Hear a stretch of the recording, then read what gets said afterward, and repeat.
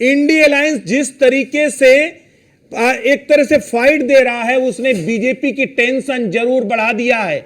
BJP जबरदस्त tension में है, क्योंकि उत्तर प्रदेश में आप देखिए 38 सीटों पर इस वक्त बीजेपी गठबंधन है, जबकि 33 सीटों पर इस समय इंडी अलायंस यानी लगभग नेट टू नेट फाइट पर आ रहा है। एक समय माना जा रहा था, एग्जिट पोल 69 से 74 सीटें दिखाते हुए नजर आ रहे थे, लेकिन इस वक्त तो 50-50% का आंकड़ा आता जा रहा है।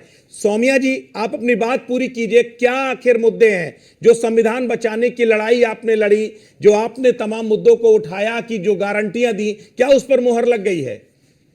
बिल्कुल, देखिए जिस तरीके से मैंने पहले भी कहा कि ये जो ड्यूरिंग इलेक्शन जो पहले चरण से लेके और 7वें चरण तक जो वोटर का रुझान दिखा, जो चीजें उनकी जबान पे थी, वो ये थी कि हमें देश के संविधान को बचाना है।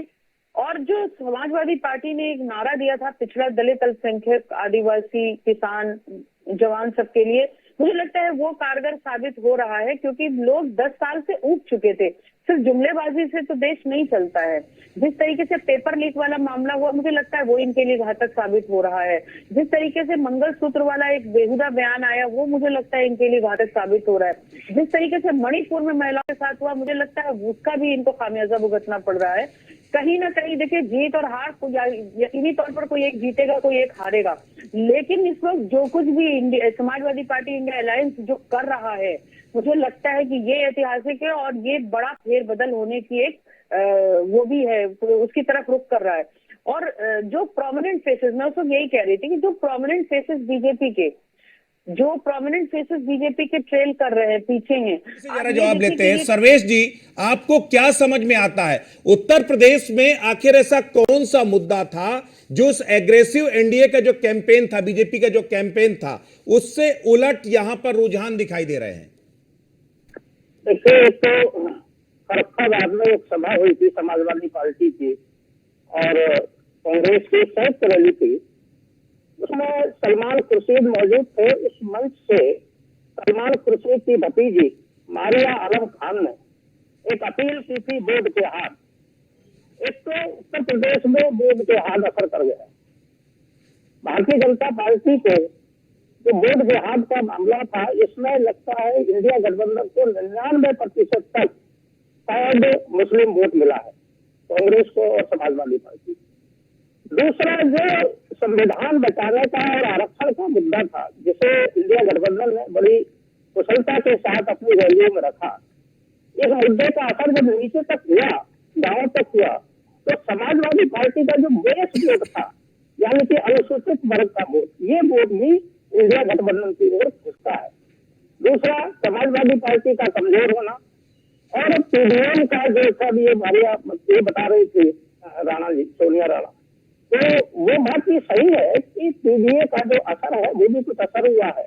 और एक और दूसरी पार्टी थी, पीडीएम लेकर आई थी, जो अपना दल की पार्टी थी, जो अनुप्रिया पटेल की बहन है पल्लवी पटेल, उन्होंने असदुद्दीन ओवैसी के साथ एक मोर्चा बनाया था।